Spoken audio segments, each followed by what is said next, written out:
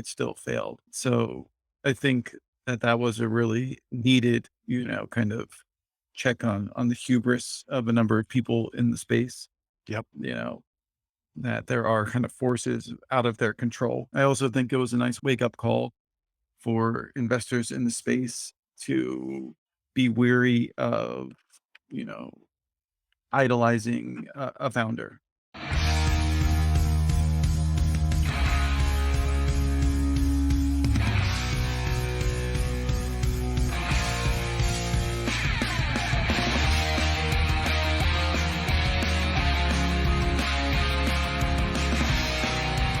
Welcome to Mission DeFi with Brad Nickel, where we explore projects in decentralized finance that are innovating and driving our mission of financial freedom forward. Thank you for listening. If you like what you hear, please subscribe, rate, and review Mission DeFi and spread the word by posting a tweet to the show.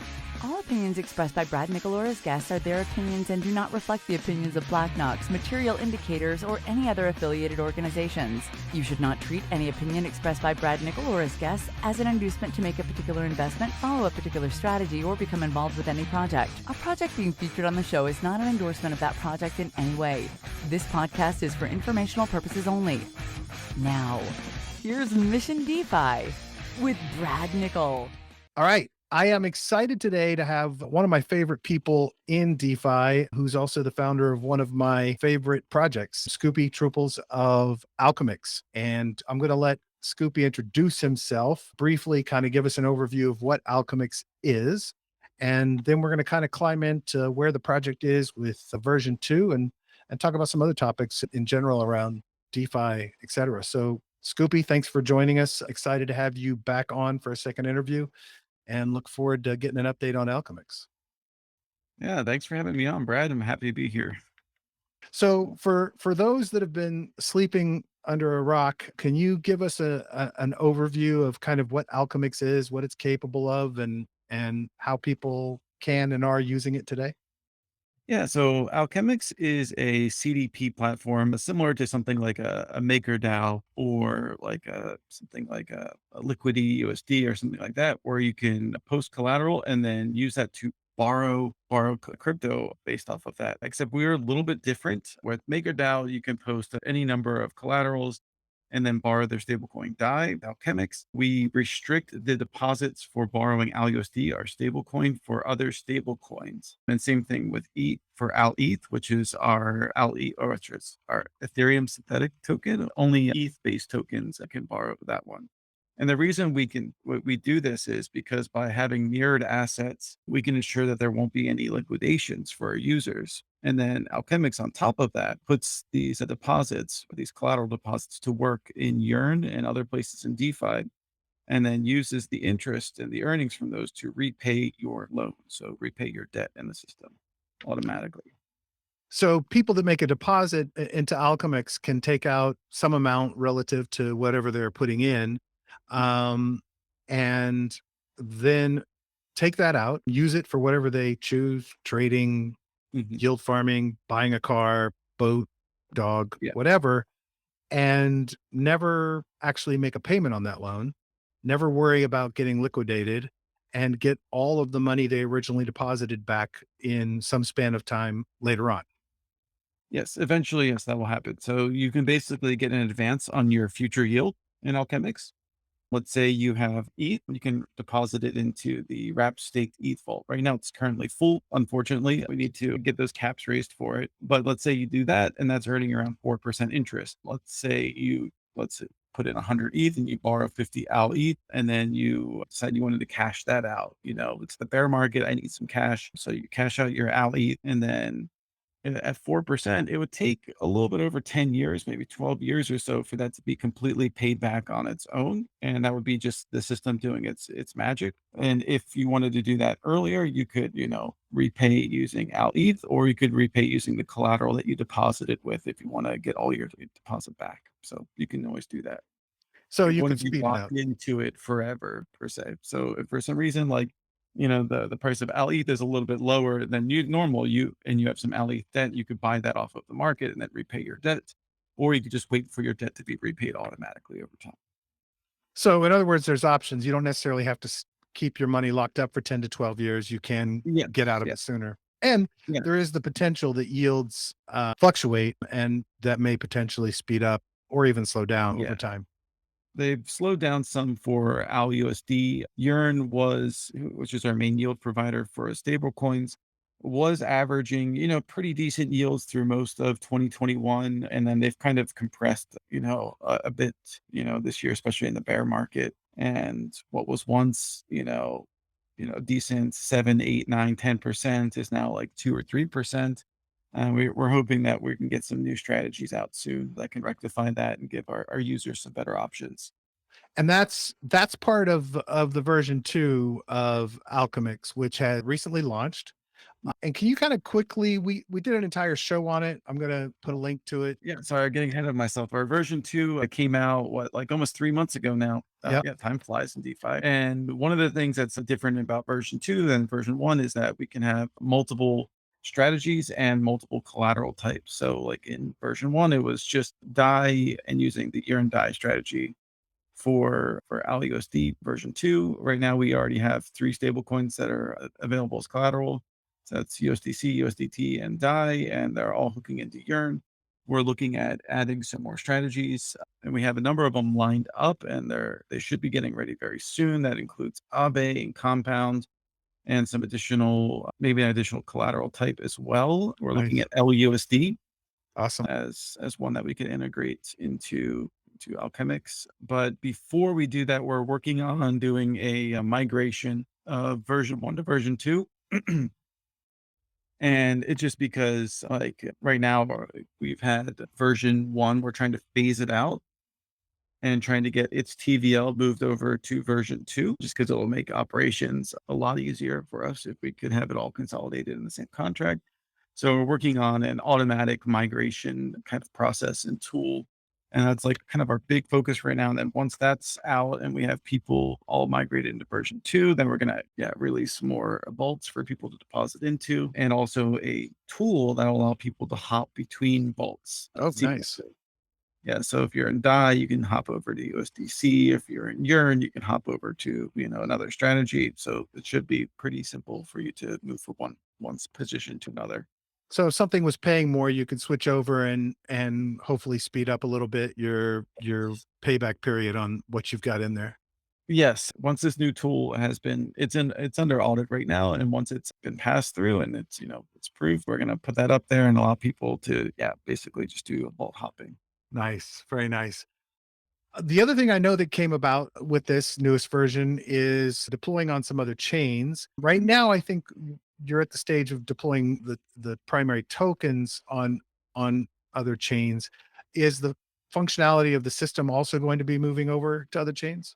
Yeah, so we're on Phantom right now, and ALUSD is completely deployed on Phantom. So you can deposit, DAI, USDC, USDT over on Phantom, and then Nice. borrow ALUSD. There's bridging between L1 and Phantom, and also GALCX, which is our kind of our wrapped ALCX in the staking pool. So it's like auto compounding. So that's the asset that's over on Phantom. And there's a few liquidity pools and a decently sized ALUSD USDC pool on Beethoven X over there as well. Nice. So you guys are incentivizing liquidity. You're allowing people to utilize the system on Phantom that utilize Phantom. So pretty much the core components of the system are there and available for people that are on the Phantom blockchain. Yes. And also, we are expanding our assets onto Arbitrum and Optimism right now. We just did a partnership with a new DEX that launched on Optimism called Velodrone, which is a fork of the Solidly exchange that Andre, Ah, famously or infamously made on Phantom. So we're deploying an AliUSD USDC market there and a AlETH market there as well. And so by being one of their launch partners, we get like a V NFT. So it allows us to direct some amount of reward. So we'll have some liquidity on Optimism. We're going to have some liquidity also going on to Arbitrum as well. We're going to be hopefully partnering with Frac and trying to get a liquidity pool set up over there with them. And then doing using that liquidity pool is then going to be necessary for some other partnerships with some options protocols over there. I'll let you guess which one. So you guys are essentially like quadrupling the amount of biz dev and liquidity work you have to maintain and do at the same time. Well, kind of. The amount of work that we have to do on Ethereum mainnet is definitely a lot more than any of the other chains. The other ones, it might be like, you know, a few multi-sig transactions a month to really get everything where it needs to be. Whereas like Ethereum mainnet is multiple transactions a week Sure. to hit all the buttons to make sure all the machines are working. Yeah. Yeah, I get it. Posability was a big thing that I was excited about in this version. Are you starting to experience people who are looking to see how they can make use of the protocol? Are you seeing people starting to say, "Hey, I'd like to see how I could use Alchemix in my dApp or application?"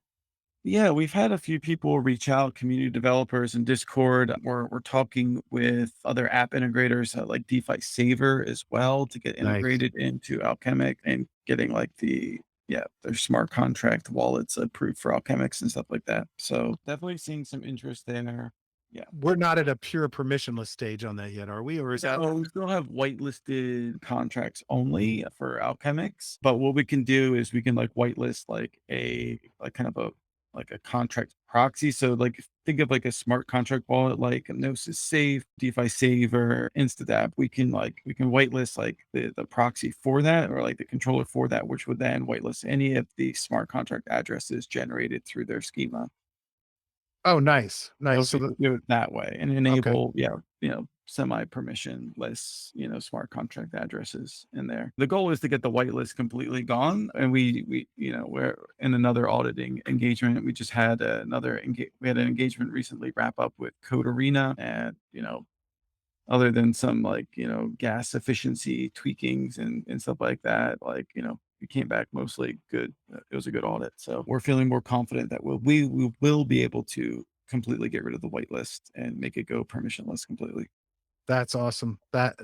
Well, look, we've talked about this in the past. I really think that to me can be the key to big growth for Alchemix as well as potentially, stretching outwards out of our DeFi bubble of users. So I'm going to be really excited when that happens. And of course, just whitelisting alone can help do that if more and more people can get engaged. How have you felt kind of about the adoption levels on Phantom? Are you guys seeing activity there, or do you feel like it's like too new and we hit the bear market basically at the same time, and you're kind of just getting all the pieces in place and secured before there's a big push there? Well, I think it was really important for us to get onto Phantom and having that option there for people to borrow ALUSD with low fees because, on mainnet, if you want to, borrow ALUSD, by the time you have approved your collateral, you've deposited, then you borrowed it, and then you'd have to then approve ALUSD to trade, and then you trade it. Like all those fees add up to the point where it almost doesn't make sense for smaller users to use it on mainnet. Right. So by having it on Phantom, it allows, users to take advantage of it. They're paying, pennies on the dollar for all the fees that they would need to in Alchemix. And so therefore, like they can actually take advantage of the platform. I think that was really important to get out there so that our smaller, users or people who are, priced out of Ethereum could take advantage of Alchemix. Unfortunately, we did launch at sort of like a bad time for the Phantom out ecosystem. Like Yeah. that was when there was, several, this is like, I guess, the week of or week before, like Terra blockchain like blew up, and then there was, Yeah. a huge shaking of confidence when it came to, decentralized stable coins, Yeah, and it like just post Andre Cronje's mess and yeah, all of that came just before as well. yeah. And there was also like some big liquidation fiasco from, some people like in Phantom, and there was all sorts of stuff going on the chain that was just like, oh boy, this is this is worrying. And then the price went from like $1 to 30 cents, like for a Phantom, Yeah. like around the time we launched. So, yeah, it just happened like, you know, happened Yeah. to be that week that we were set to launch that the market decided to crash. So good times. Well, look, I think we all knew things were going downward anyway, and you can't just like say, okay, I'm going to wait for the return of the bull. You've got to just keep shipping and moving and building. And The other side of that is, I think too, that kind of this atmosphere, we all talk about this all the time, that this is when people build and this is the opportunity to really kind of, put everything in the foundations into place. But I actually think it's true, right? This gives you an opportunity to to make sure you've got everything how you want it and continue to build on top of and around and outside of the chains you were on, so that when things return and we get heated up again, you're in a really good place. Yeah, hopefully that's, ideally what will happen. We've been trying to position ourselves in Alchemix to be more sustainable long term in order to weather the bear market and to be positioned strong for when, the bull market returns. One way that we've done that is, by kind of being an active participant in the curve wars. And we've been accumulating these convex tokens, which allow us to vote on the curve gauge, and then that influences rewards like CRV and CVX rewards, which then incentivizes our mini liquidity pairs. And we've even gone a little bit deeper recently. So StakeDAO has released their own kind of wrapper for Curve. They've always had SD Curve. They're one of the original like Curve Wars participants, and they've recently allowed for SD Curve to be staked in something called a liquid locker, which then gives you not only like, the full three curve V curve locking, but also the ability to vote in curve Nice. governance as well. And before that, the only like real proxy for DAOs to vote in curve was through the convex token, because each convex controls somewhere around like 5 V curve tokens. So you'd have to get the convex token in order to vote on, the curve gauges if you were DAO, because they prohibit smart contracts Right. from walking curve. But with stake down, they have these liquid lockers now. We could get V curve directly, essentially, just by getting curve, which ended Awesome. up being a lot more economical than getting a CVX, because CVX was at sort of a premium relative to the price of curve. And then to kind of maximize this more, if you get the staked out token, so SDT, and then you lock that, they have their own V tokens that you can then boost your SD curve that you have in the liquid locker. So we accumulated around 3 million curve, and we put it in these liquid lockers. And we also acquired a nice stack of SDT as well. And we locked that. So we get around 4 million V curve voting power out of this arrangement now directly. Nice. It sounds Yeah. like it makes it a bit easier to manage. I know when when I saw how much you all were doing in the liquidity wars, that one of the things that came to mind for me was, man, this sounds like such a complex mess to manage and keep track of, and It is. excuse me, and pay out the bribes, and deal with all the complexity of all of the players that are trying to do the same thing. How do you guys structure and manage that? I mean, is that like something like where you're just like managing it all day long yourself, or you're working with members of the community? How do you guys manage it? Well, we have a DAO where we have like sort of like committee and policy that goes towards like directing how much we spend in these bribes and things like that. And so it's a relatively simple process. The bribes happen like every 2 weeks, and it's just a matter of queuing up some transactions. Instead of sending tokens to a reward contract, you send them to this bribe contract. And instead of like you having your own liquidity pool, giving out your own tokens. It's, there's a pool hosted by Convex that's giving out Curve and CVX. So you're just kind of pushing or outsourcing the incentivization to another protocol Right. by incentivizing that protocol directly. Do you guys And it set ends up having Go ahead, like sorry. there's a multiple in doing so, like by bribing on Convex and by acquiring this curve, you can actually save money on emissions than by Mhm. emitting your token directly.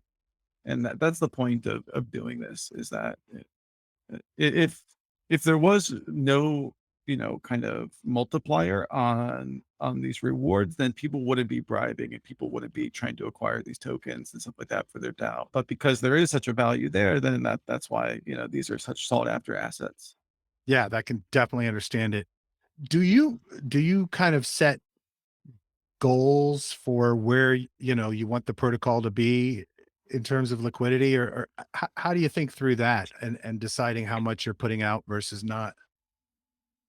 Yeah, so I mean, when it comes to it, like how much liquidity that we're trying to incentivize, is that we're just looking at how much that we have versus the rest of the market, and then trying to get a rate that's comparable to other coins, sort of like in our classification. So if you look around at other kind of decentralized stablecoin meta pools, convex, all of them are getting somewhere between 6 and 8%. So if we're in that range, then we're, competitive enough that it's not worth it for somebody to switch to another pool, if that makes Got it. sense. Yeah, yeah. If we fall too far under it, then that switching cost will, be worth it for them. It just feels endless to Yeah, me. and it's tiresome for sure. We're trying to work on some stuff on like eh, behind the scenes, and maybe some new protocols and like contracts that will actually help simplify this quite a bit. Well, it certainly seems like there'd be a demand for tools that could help treasuries, help projects manage that. So I can definitely expect that that's something that's coming. Mhm. Yeah, That's cool. it's like there's a lot involved in trying to balance a peg and stuff like that. Alchemix has another tool in its toolbox as well. This is kind of a newer one. This is an evolution of the transmitter peg stability module that we have, and this one is called Elixir. So basically, instead of having there be this kind of like a slow swap over time, like the transmitter was, that could guarantee you to get an exchange rate for AliUSD or Ali. What we do now is all of the excess and overflow that would have gone into the transmitter now goes directly into our curve pool. Hmm, And like this has, tens of millions of dollars each of them. And then this is now like farming and convex. So we're able to make some of the money back that we spend on incentivizing and stuff like that, nice. actually a decent amount back. And what we can also do is if the pools get too heavy SD or out ETH, we can do single side withdrawals, which effectively is like a burn, like a token burn. And basically it'll take that out of circulation. So it'll balance the pool and get the exchange rate better. And also by removing liquidity from the pool, there'll be less, dilution in the. So when we do a single side withdrawal from the Elixir, it acts sort of like a token burn at that point. So the tokens aren't burned there, but they're removed from circulation and they're put into sequestration essentially. And the idea is that the liquidity conditions improve in the pool, that we can redeploy that single side withdrawal in ALUSD or ALETH back into the pool and recollateralize it under the condition that it doesn't break the peg. So there That's can be a somewhat algorithmic supply, but we can't just like print into it or anything like that. It has to be the stuff that was withdrawn by the DAO in the first place. And so that way we can sort of like manage the money supply a little bit, withdraw when we need to in order to contract the supply, and we can deposit when the market conditions permit it. And that way we can that have this balance of 3 curve tokens and ownership of the pool, which gives the pool some more stability because, we have like a long-term market maker in it that's aligned to the needs of the peg. And then we can also, earn off of it through staking in convex, which then allows us to then acquire more CBX and more CRV, which allows us to then continue our incentives and deepen them for the users of the protocol. wow. Okay. I Yeah. that sounds awesome, and Yeah. I'm really glad you guys have more tools at your disposal. I can't imagine managing it all. Are you when last time we talked, you Welcome were to my life, sir. actively what's that? That's my life, but, yeah, I've gone Yeah. from yeah, I did you so, did you running things ever to running things a lot. yeah, did you ever imagine the complexity of your life when you were launching this thing? It's definitely grown in complexity a lot. It's a lot more to manage than I originally thought it would be, I'm not gonna lie, and I'm definitely wanting to start learning how to build some bots and run some scripts so I can simplify my life a little bit more. Yeah, automate things Yeah. out of way. Yeah, that makes total sense. The first time we talked, you talked about kind of the stress that it was like when you all were blowing up and all this money was piling in Mm, and you realized the responsibility of people's money being in the protocol and how stressful that was for you and how other people in the space kind of helped you walked you through that. Since then, we've had, a market downturn. We've had the Terra UST mess that collaterally damaged everybody. And of course, just in general, the economy dunking on everyone. And obviously we've, everyone's lost value in every project they're invested in, not just in Alchemix. But is that something you have to like that bugs you, that sticks with you? Or are you at the point where after the amount of time you've put in, like 5 years in DeFi time, Are you at that point where it's like, okay, it is what it is, the market's what it is. I've been in crypto a long time, and we just have to keep doing what we're doing, keep improving, keep, you know, s- making things better, and we'll come back to where, it has its value, it has more value again. I mean, yeah. I mean, we're long past the days of like, oh my god, I'm freaking out. Like we have so much money coming in, stuff like that. Like Sure. I've learned to live with it. Also, our dev practices, reflect our seriousness and stuff like that. We're a very conservative bunch. We're not a ship first and ask questions later type of operation. Sometimes like our progress is slowed down because of our commitment to security so much that I get frustrated by it. But I also understand, like, if our engineers don't feel 100% comfortable, then I should listen to our engineers. Yeah, makes sense. Yeah. So even if sometimes I want us to ship faster, I have to be patient because, if we screw up with people's money, then that's it, like Yep. we have no business being here if we can't, be a good custodian of funds. Yeah, So and it's harder in a bear market too. People are less forgiving, I think. yeah, definitely. Because money's not flowing, you can't just make it all back if you get, messed up like in an incident. Yeah. Whereas like in the bull market, yeah, okay, lick your wounds, you'll be back, you'll be fine. In a bear market, that could wipe you out. So, just trying to, be very careful with people's funds and make sure that we don't make any bad moves that could hurt the protocol and damage it and stuff like that. So, because we're so conservative, I'm not really worried about us blowing up or things like that because we do take a lot of measures to assure that we don't blow up. And as far as like developing in DeFi in this atmosphere and stuff like that, it's you know it is like it kind of sucks to have price go down. It's definitely like not as fun when you're Sure. tracking prices down in the dumps and stuff like that. But at the same time, like like I believe in DeFi and what we're doing. And a lot of the stuff was super depressed in Ethereum in 2008, 18, 2019, even early 2020, but builders kept on building and the protocols that distinguished themselves in those times did really well for themselves and got Yeah. labeled as blue chips and things like that. And, saw massive growth at TVL and adoption.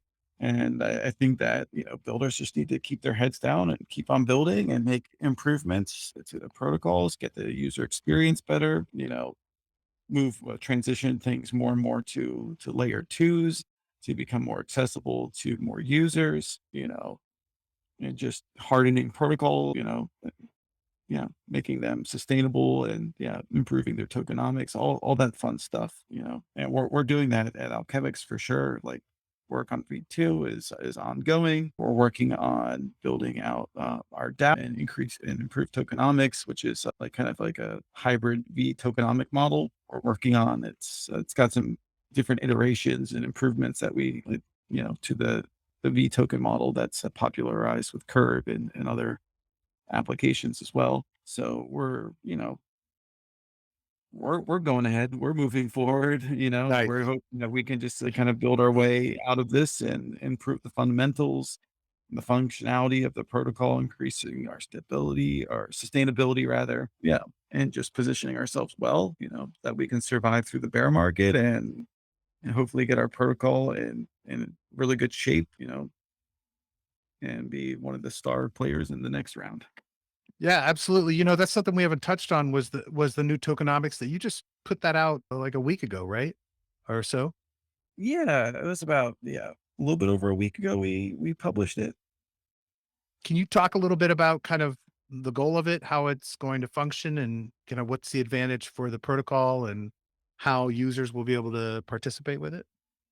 Yeah, so we're doing a V tokenomic system and it's not completely finalized exactly what it's going to look like, but one of the leading candidates we have right now is kind of learning from the balancer and their model for their V tokenomic system. And theirs is a little bit different.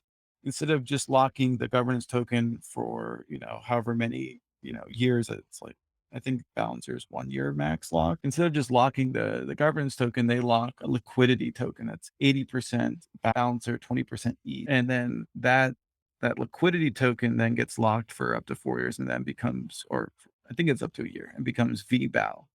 So by having that as a liquidity token, you can get liquidity for your token essentially instead of having it all be locked up. And as a side benefit from that is you don't really have to incentivize pool two anymore Huh. because you have everybody who wants to participate in governance, already being a liquidity provider. So that's one thing that we're looking at right there. This 80/20 ALCX E balancer pool. We might actually have that be GALCX E. That way people can get ALCX emissions kind of passively as a part of it as well, Nice. and also help reduce with any impermanent loss either way on the token.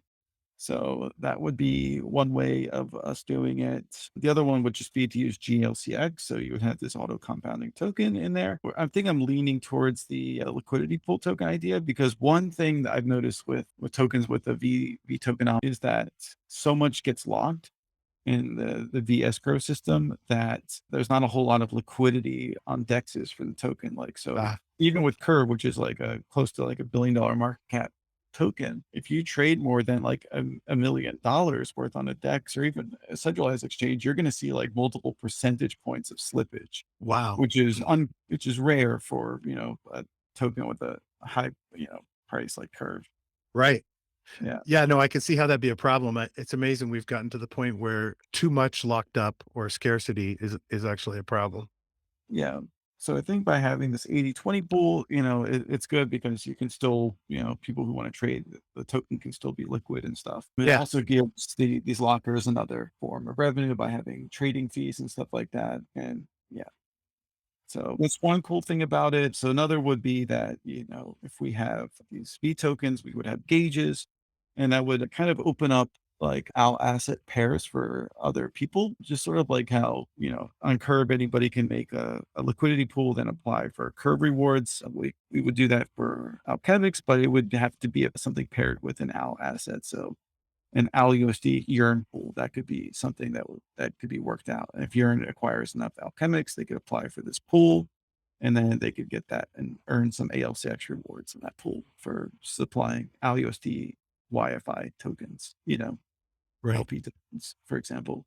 So there would be gauges, also the ability to vote with them as well. So you could apply for gauges and you could vote with them just like on Curve and other similar gauge systems. And then since we have so much convex and now staked out Curve tokens, we're going to have a meta gauge that allows VLCX holders to vote on, you know, how much that we vote for, let's say, Al USD3 Curve versus Al ETH Curve LP versus D3 Curve LP or any other Curve LPs that we have a gauge for allows them to vote for it. So that way that whole process becomes decentralized and up to the will of the token holders. Wow, that sounds great. And Yeah. how did people react to the proposal or to the document you guys posted? Yeah, overall, it was a really good reaction. People were enthused by it. I haven't gotten to the best part yet, though. Oh, go ahead. Sorry, Yeah, but wait, there's more. but Okay. that's not all. So So I was talking to you earlier about how like the AMOs or the elixirs were earning CRV and CVX. Right. So a portion of that would then get sold for ALUSD and ALETH, and then would be then become boosted yield for only VLCX holders Oh, in the future. wow. So only they would get boosted yield versus everybody right now. Oh, that's awesome. Yeah. So it aligns the long-term lockers with like the benefits of the protocol there. So That's very cool. I love that. That's I'll be one of those. That's awesome. yeah. So that's the That's way great. that, protocol revenues will be distributed. It's just in the form of boosted yield for VLCX holders. Do you guys expect that the functionality will first be on Ethereum mainnet and then will it only be there, or will the entire kind of functioning of the protocol eventually evolve to be on multiple chains as well? The kinds of things we're talking about with tokenomics and stuff. So with this DAO stuff, initially targeting Ethereum mainnet, we're going to try to allow for delegation and gasless voting as much as possible Right. to kind of ease the UX for users and stuff like that. And if there is a good multi-chain solution for doing governance and stuff like that, then obviously we'll go and pursue that. But I think for now the focus is on shipping and getting this out, and we can, deploy it with an upgradable proxy or a modular pattern that will allow us to upgrade it in the future. So Yeah. if we Well, do it's, do like a multi-chain kind of component to it, that we could. yeah, I could see that it could be really complex to deploy anyway. Multiple chains eventually you could, but yeah, make sure it's working and doing what it's supposed to do first. That's great. All right. Did we miss anything else on what's kind of going on with the project right now? Are you guys still aggressively trying to hire I people? think we've gotten a decent amount of people on our team. We've just recently hired another facility developer, so our team is I think up to 5 developers, engineers on the Solidity side, and we got 2 front end developers. I guess 2.5 if you consider myself as a front end developer. Although I feel like I do more DevOps stuff than actually development recently. So Yeah, yeah. I'm sure. That's actually, I mean, for as much as you guys are doing, that's pretty impressive for the size of the team you have. At least it is to me from just kind of outside. I know you think that you're sometimes frustrated by being more conservative or waiting till, everything's kind of kicked around and made sure it's safe. But it sounds to me like for the number of developers you have on the team, you guys are incredibly productive. Yeah, we have our moments where we are extremely productive and we can get a lot of stuff out, and then a research question stumps us. And it takes a Uh, while to clear it and stuff like that. And I think that's like kind of development in a nutshell, where sure. things would be going smoothly, and then you just run into a problem that takes a long time to solve.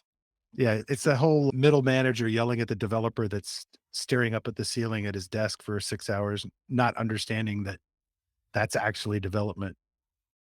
Yeah, yeah. Yeah. Yeah, I A get lot it. of times, like if you're banging your head on the keyboard, the best thing to do is just slow down a little bit. You know, I'm sure. Like, for sure, when I'm developing, if I can't solve a problem, and a good night's sleep usually is what does it.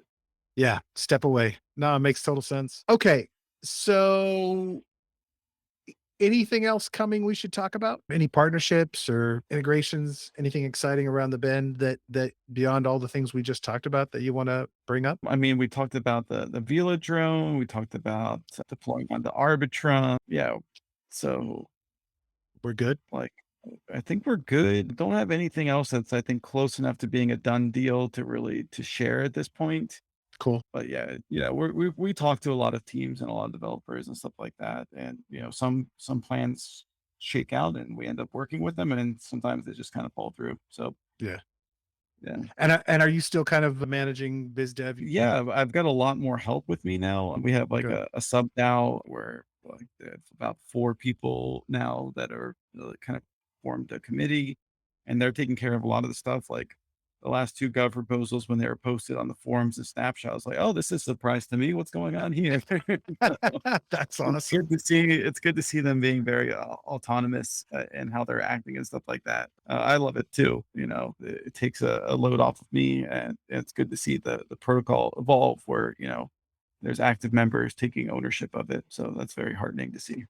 That's great. Well, actually, Yeah. that's a great lead in then to kind of a next quick series of questions I wanted. Yeah, I've been trying to get you and some other leaders in the space and together to hold panels on kind of what founders starting out in the space, or even founders that haven't hit the same problems that you guys have hit or the same things that you've had to deal with, to try to, part of the goal of the show is to try to get to be some educational value to kind of the startup side of it, the founder side of it, the project side of it. So I got a couple of things I wanted to ask you about. If we run out of time, we'll hit them another time. But, talking about the fact that you now have a sub DAO that's putting forth proposals, that you don't have to be as heavily engaged all the time with some of the topics that are needed to manage the protocol. You know, what for you throughout this process ha- have you learned or had to change behavior or mistakes you've made or things that have worked in kind of getting community governance and engagement to work the way you want to? I know it's never going to be a, well, I don't think it'll ever be a perfect science, this whole idea of DAOs and governance and community, but what kind of lessons have you learned from this and building this from scratch that has made a difference for you?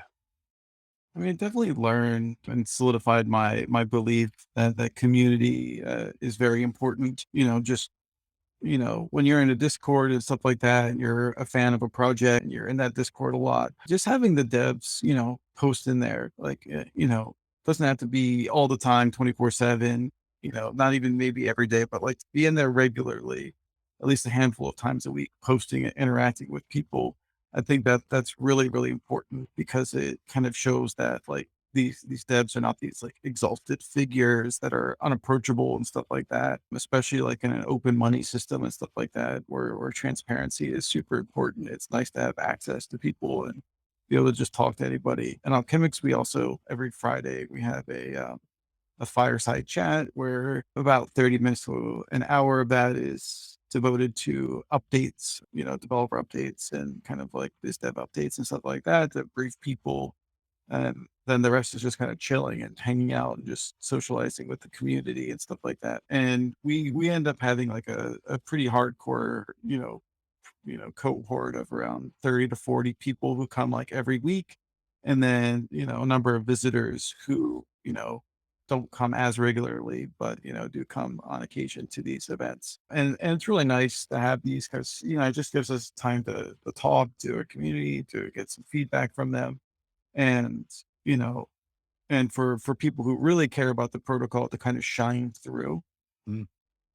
and through that process, and finding these people who are kind of self-selecting themselves, we've been able to kind of bring them into the inner fold, into these like sub-DAO, these working groups that there has to be some level of trust because they're dealing with you know DAO issues and potentially sensitive information and things like that. So, you can't just like let anybody in. Like somebody just walks into Discord, is like, "Hey, I want to get involved in biz dev right now." You can't just do that. You kind of have to work your way in a bit, right? Sure. And by having, by being involved in the community, by having these weekly community meetups, it kind of gives us an opportunity to observe and find out, who is serious about getting involved. And by doing this, we've been able to, identify, half dozen, maybe, well, close to about a dozen, community members that are,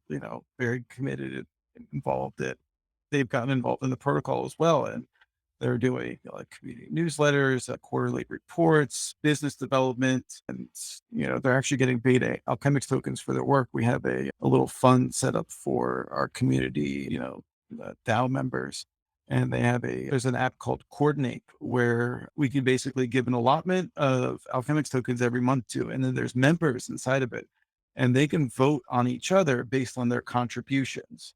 Nice. So we can just sort of like crowdsource like how much to, pay contributors and stuff in it. So, people who work on stuff, they get voted, the lion's share of the rewards that month. And, everyone seems to be pretty happy with this arrangement. That's great. You And, know. it's funny because I see these tweets occasionally from people basically saying that, you know, governance is a failure and decentralization through governance and DAOs is never going to work and it's a total hot mess. And for me, it's really strange because I've seen projects like yours and others where this whole evolution is certainly has errors and problems and hiccups along the way, but I I don't get any sense that of failure. Now, I mean, certainly there are projects that have failed and probably bad community engagement and management is a part of that. But I mean, I have to believe that you feel like the way it's working for Alchemix so far and this kind of move that you're making to decentralize the protocol seems to be, successful to the point of where you are. Oh yeah, it's not perfect. There's definitely some trust assumptions in our current, governance model and regime. We have like, snapshot voting and then multi-sigs that execute, kind of like the will of what's voted for on snapshot. So, you know, it's not the best, most pure system at this current moment, but whenever there is a moment where we need to adjust something or make a change, or there is controversy, then it goes through the government's process, and that way we can discuss and come to a better consensus about what to do as a collective, and then you know, and then lend some legitimacy to that action once it's been approved. So I think that's all important, even if, some might, hand wave it away as like, decentralization theater, and I understand those things out there. There's purists out there, and our goal is to become eventually a platform that is, where the governance is completely handled autonomously without the need for human intervention, and the protocol can be run without need for human intervention and be completely decentralized in that way. But we're not there yet, Right. And right? I don't think anybody is, Yeah, you know? and yeah, exactly. Like Ethereum is not like just like a machine where you can just say, "Hey, do this at this time." Well, you could say that, but then, okay, now you need to pay this bot that's going to run this transaction for you some money. Oh, where Right. are you going to get this money from? So there's just like a lot of problems and a lot of like, things that you have to solve for that are a little bit more difficult in blockchain. Yeah, my suspicion is that there are going to be no two governance models or DAOs that function the same way, right? I mean, there's a culture that is built, there is a natural evolution of people interacting and the people that are working together, that there may be some frameworks and structures that come out of all of this. And look, there's a ton of people doing research and studying and diagramming out how to make these things flow. But this idea that suddenly we think it's already a failure when this massive experiment has only been going on for an incredibly short period of time, to me is just ridiculous. And I see examples of it, of projects like yours evolving into it very nicely, with certainly failures and problems and hassles and things that break. But at the end of the day, I think it's definitely a goal worth pursuing. So Yeah. I think just taking that leap of faith where you have some level of control to having no control, it is a bit scary. sure. And rightfully so. It needs to have proper safeguards and ready, because, if somebody, decides to make a change and they're going to deploy some new code that gets whitelisted by the protocol and things like that, and then this code is not perfect, or has an error in it, then, but the DAO voted that in, like, how do you then like fix that, Yeah. in a timely manner? So I think having like some team that's there to like manage the code until at least it gets to like some ossified state is necessary.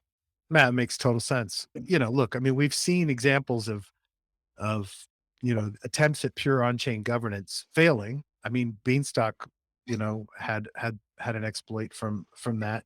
So we know that there are problems. But the other part of that is I'm a firm believer that our failures and our transparency are the things that make the next step better and stronger. So I'm glad to see you guys are doing it. And I thought one of the things I took out of what you said initially is kind of this humanizing process of engaging with people in the community. And I think I see a lot of projects that don't realize how critical it is for those relationships to happen. Even if it's just people observing and watching you talk in a session, in a group session, but knowing that they can talk to you and Hmm. feeling like they get to know you better, to me is a really critical part of it. I mean, we talk about in social media the kind of the inflammation and of the culture wars and the political wars that happen, and that often happens between two people that have no commonality or connections together. But Hmm. the beauty of you guys being out there engaging with people is that it builds a relationship that makes it much harder for people to just kind of lose their shit on you, right? And it makes it easier for you to be able to have a conversation with them or them with you about what they think on a given topic. And plus they're empowered as people that can vote on things in it. So I think that makes a huge difference. I think that's a great tip. Yeah. I mean, we have a very light moderation policy on our Discord. Like, and the whole idea is that we don't ban people unless like they're just like a scammer or a spammer or something like that. Right. Somebody can they can, complain and say all the stuff they want to, but we don't want to actually kick them or remove access to the Discord, because there might be some really important information for them if they're a user of the platform. Sure. So worst case scenario for somebody who's like a nuisance is we'll mute them so they can still read everything that's going on. They just can't, post and stuff like that. And that even then, but the mute is it's like, temporary. They Right. get put into a jail and they can plead, their case to be able to post again, but they can still see everything. So we don't want to ever restrict that access. So people, yeah. I think that that's a policy that you guys have implemented that actually makes a ton of sense, and it's not something I would have thought of because, I think the instinct is just ban this jerk out of the group, but the fact is that that is a huge financial risk and liability for the project that someone doesn't get an urgent communication that they need to get about a change to Mhm. the system or how tokens function or security or whatever voting opportunities, that if they can't get access to that, you certainly could do more harm. So I think that makes a ton of sense.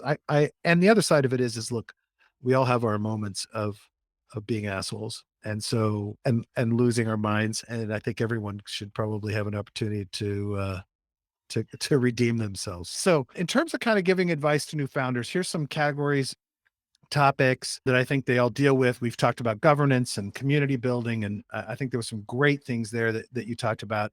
Here's some other topics, and you can tell me things that you recommend, mistakes you've made, whatever you like around them, and pick one or two that you think might be valuable for folks that are trying to start a project. So, okay, we did governance, marketing, business development, partnerships, integrations, audits, investors, whales, management, expectations, etc., communications and messaging publicly, getting your message out, treasury management, price we talked about already, hiring and recruiting. Of those, is there anything there that you think you'd like to talk about? I think management is probably one that is something that's probably underappreciated, Okay. but super important. So like in Alchemix, we have a flat structure. So there's no like, head, there's no CEO or anything like that. So like natural leaders will have to emerge and stuff like that. And I consider myself one of the kind of natural leaders in the organization. By no means am I like a dictator or anything like that. But I've noticed that, having some structure is very important for a project. People need direction, they need to know what they need to be doing and stuff like that. And just having like a collective of individuals working together under like without any like larger umbrella of leadership is a recipe for disaster. So we've had to kind of like reorganize ourselves at times in order to get ourselves more efficient as a team. But the other aspect of that is that you need to keep people happy, because happiness is kind of the key for getting productivity out of your team, and especially coders and stuff like that. And like that's always a balance you have to keep, because like if you push people too hard and have them do too much, they're going to start burning out and it's going to affect their mental health. So you always have to kind of like balance the need to ship and stuff like that, and the importance of shipping, but like also understand that there's like a lot of pressures on the developers, in terms of speed of shipping, quality of code, but also security. Like you don't get a do-over as easily when you're deploying code on Ethereum as opposed to like deploying like a Web2 app. So, by, having expectations for developers, but like don't be too hard on them for when, things don't go according to plan, or if they feel unease about things and stuff like that. So, try to make sure that people on your team are happy, that, if things don't go according to plan, that, people are still, saved from, too strong of punishment or reprimand, or, feeling bad, or, anything like that, just to try to keep the vibe good. I think that's really important.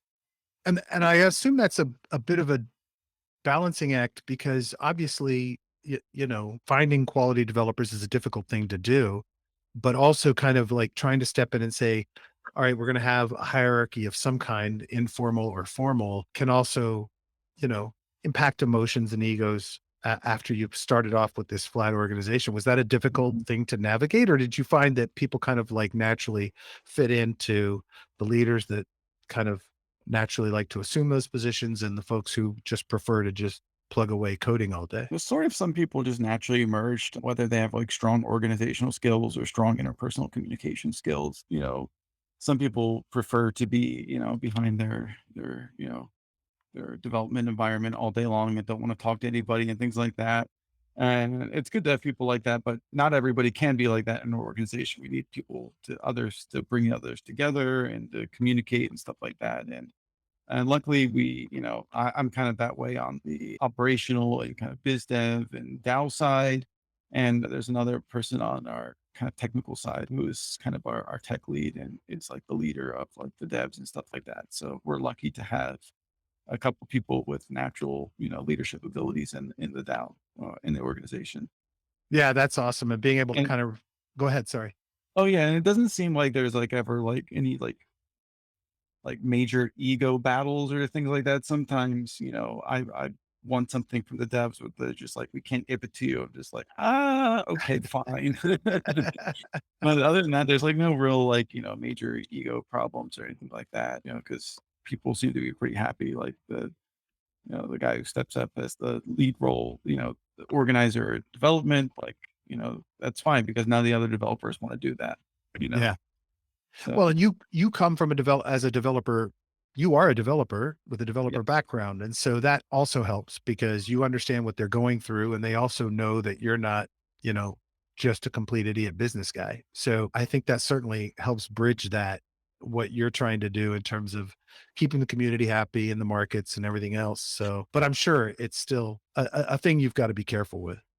yeah. I think that if somebody's going to have a startup right now, like, it's probably easier to have a well-defined hierarchy and roles and stuff like that than it is to try to figure it out after, Yeah. in a kind of ad hoc fashion. So, but would also, try to recommend if somebody is, the role of CEO is to also learn to step back and listen to the people on your team as well. Yeah. I think Absolutely. that's really important. Yeah, because you alone don't have all the solutions. Like no one person does. Yeah. Right. And of course, then you also have this leadership role with the community, people who are either volunteering their time or getting compensated to coordinate for the work they're doing. And that's also another interesting management role, I'm sure, in terms of, you know, because it's a different dynamic than people who are getting paid, a set amount every month or whatever. I'm sure that's an interesting dynamic as well.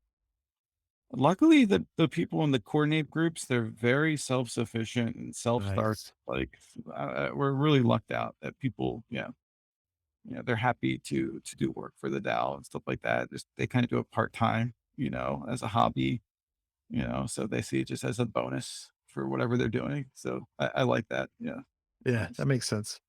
All right. So I have advocated, obviously there were plenty of people harmed by the actions of what happened with Terra, but I've kind of advocated that there is a positive upside for DeFi overall from a person from that project having gone through what it's gone through because of the personality of Do Kwon and kind of what I see as the kind of arrogance we don't really need in the space. Just my opinion personally, and I'm not asking you to comment on that unless you feel like it.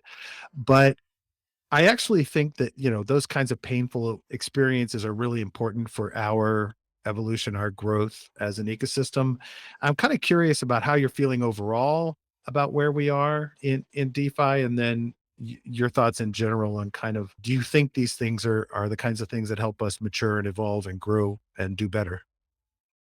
Well, I definitely think experimentation is important in this space and that we should continue to experiment, but that we should, treat it like it's science and learn from them as well. Like, and we know that for a fact now that this model from Terra does not work, like unequivocally, even with support from major funds and market makers, you're doing everything in their power to, make the system work. It still failed. So I think that was a really needed, kind of check on the hubris of a number of people in the space, Yep. you know, that there are kind of forces out of their control. I also think it was a nice wake up call for investors in the space to be weary of, you know, idolizing a founder, you know, Yes. Absolutely. because like the urge when your token is pumping and you're on top of the world, the urge to be an egomaniac is there. Sure. Like when like you get into a mania, you definitely do. Like your whole mindset changes Like, imagine like there's somebody who's like, truly like clinically bipolar. They go through long periods of depression and then like this 2 or 3 week burst of mania where just they feel like they're invincible and the happiest they've ever been. And then they start making really poor decisions because their mania is out of control. And when your founder and your token is pumping and you see your net worth just like skyrocket, like that is what happens. Like Yeah. when Alchemix first launched, we were, the darlings of DeFi at the time, and our token was pumping. And, I was looking at my paper worth at that point because I still hadn't sold, any Alchemix since we did an OTC deal like last May. So our team could like, quit their day jobs and stuff. And that's the only Nice. Alchemix I've sold. And I've seen my net worth like fly up to, 8 figures and then, back down. Dude, So, man, that's painful. but when it was like on the way up and I was getting these tokens, it's like, wow, every day I'm getting paid this much. What's going on? Like it's just like everything is awesome. And like you just feel like you're on top of the world. And I definitely noticed that like if I look back to my posts at those times on Twitter, I'm a little bit more arrogant than I normally. And I can't imagine what would happen to somebody if their protocol goes into the multiple billions or maybe even $100 billion range. And now you have 10 figures of personal wealth yourself. Like what happens to you and your brain and your psyche at that point? And I think that, that feeling of invincibility kind of comes with it. Like I can talk to anybody any way I want to talk to them. It doesn't matter. I can, do whatever I want to because I'm like, I'm on top of the world. But then, you know, it's important, I think, for people in that position to kind of, take a step back, Yeah. relax a little bit, maybe realize that they're not invincible, they're not infallible, because reality will slap you down quick, Yeah. if you're too arrogant or, Well, and that try level of to take arrogance control. is when you Yeah. make the miscalculations because you think you can't be that you're invincible, that you're 16 feet tall and nothing can hit you. So you just assume that everything you do is brilliant, right? Yeah, exactly. And hopefully, Do Kwon can, chill his ego a bit and learn from it and humble himself. And, if he is, this well-intentioned builder as he wants to present himself to be, then prove it, right? Right. Stick around and put your best foot forward and listen to people.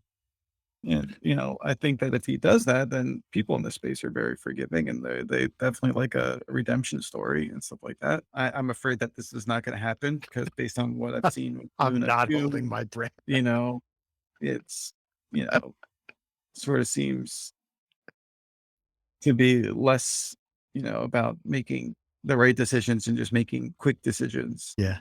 Because you need to act, right? Yep. Even if it might not be the best thing. So, Well, I think there's a a lot of kind of hope that the people who are affected can come back, get yeah. get some of their lives back. Yeah, me too. And look, again, I think there are lessons for those investors as well. It's Yeah. like you said, the idolatry is out of control. We saw the same thing with Danielle. We've seen it over and over again. Is that this worship of people to the point where people were like aggressively attacking people who were providing in-depth analysis on the problems with the protocol, things that should have woken people up. That's a level of hysteria that's really difficult to overcome once it builds to a swell like that and people are making money. So I think that's a really valid point. I think another thing that comes out of this is having having people around you, either within the community, other founders, whatever, that can, you know, call you out and bring you back down to earth and that you're willing to listen to and respect.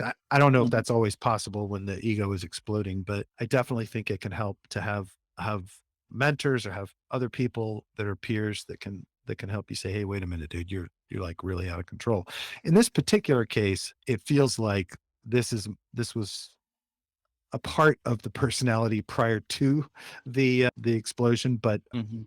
you know, anyway, Yeah. how do you feel? So it sounds to me like you're positive, you're building, you're excited about kind of what's coming in the future. And, just like all of us, you have the reality that these things go up and down, and there'll be another up again. Yeah, I mean, it's all cyclical and stuff like that. I wouldn't say history repeats itself, but it's more like a spiral or a fractal. Yeah. It'll rhyme. And I think that we'll see, just as we saw projects were grossly overvalued, at the height in 2021 and stuff like that. I think we're going to see a period where a lot of projects are grossly undervalued, and Yep. there'll be a lot of opportunity for value investing there. Yep. you know. But again, that's really up to the whims of what Bitcoin and ETH decide to do. Yeah. If they're going to continue in crab or bear market mode, then alts will experience the same, if not worse pain. Yeah. Yeah. Last question. Are there any cool projects, DeFi or NFTs that you're just loving on right now and that you just, you know, you're buying NFTs or you're investing in projects that you think have, a lot of potential? Well, there's one, chain that does not exist apparently that I'm excited about, if only it did exist. It's called Terra chain.